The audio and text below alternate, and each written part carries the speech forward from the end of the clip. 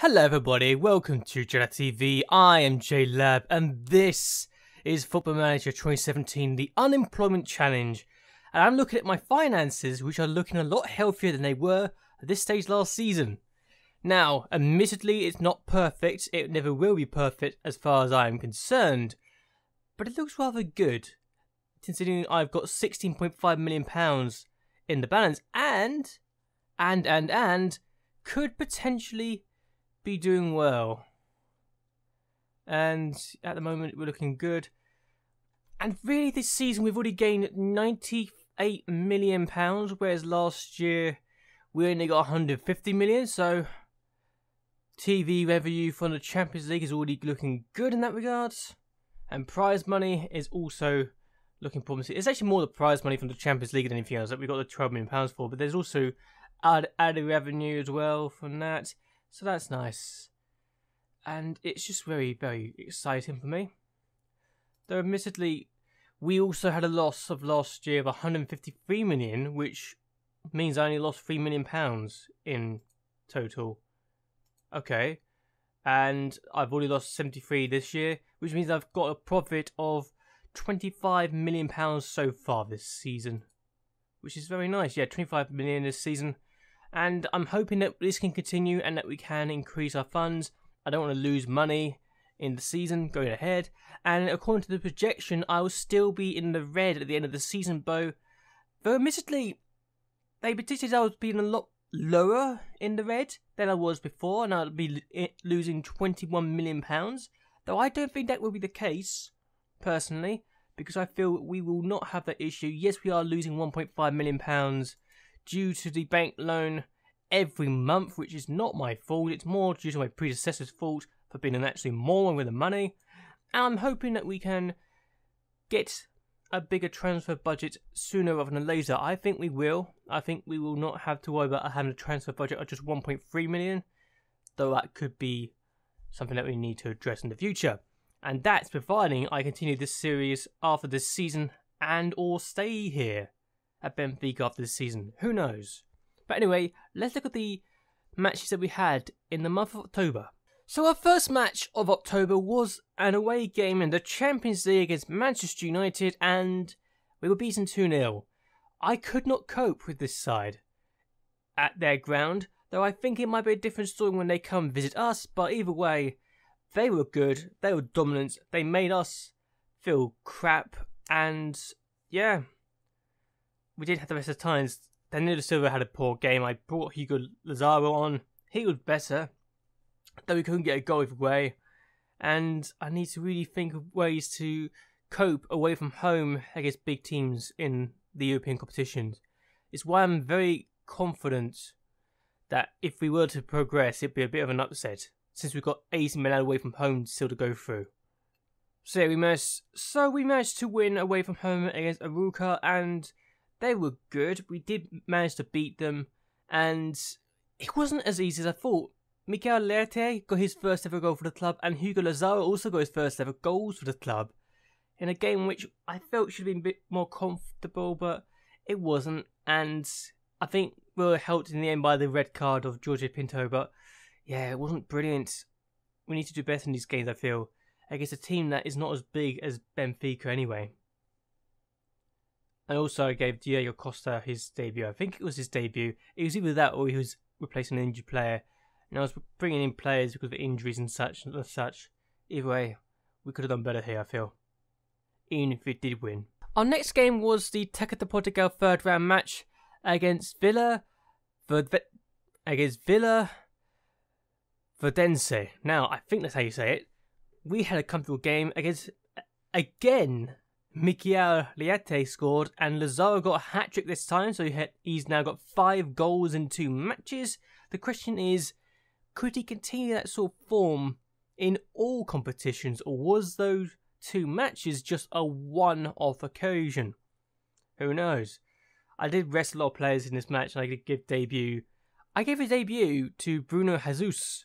So yeah, the 17-year-old got his first game under my regime, so that's nice. I wanted to do well. He's got a very good potential to become one of our best players. And he'll be a number 1 Portugal in the future, I'm absolutely certain. And yeah, we just hope we can get a good result here and the future matches. So our next game was away from home in the Champions League against Copenhagen, and this was not an easy match at all.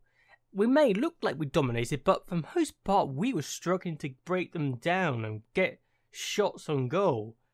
They were really good, and this team beat AC Milan last time out, so I knew it was going to be a tough game to play. But even so, I was surprised how tenacious this side was. And yeah, they equalised with about 11 minutes to go, and I was starting to think, okay, we need to do something here. And yeah, I had a go at the team at half time. And Nelton got a brace in this game, so he's doing well for himself. I gave him a bollock in half time, so that got the response I was looking for.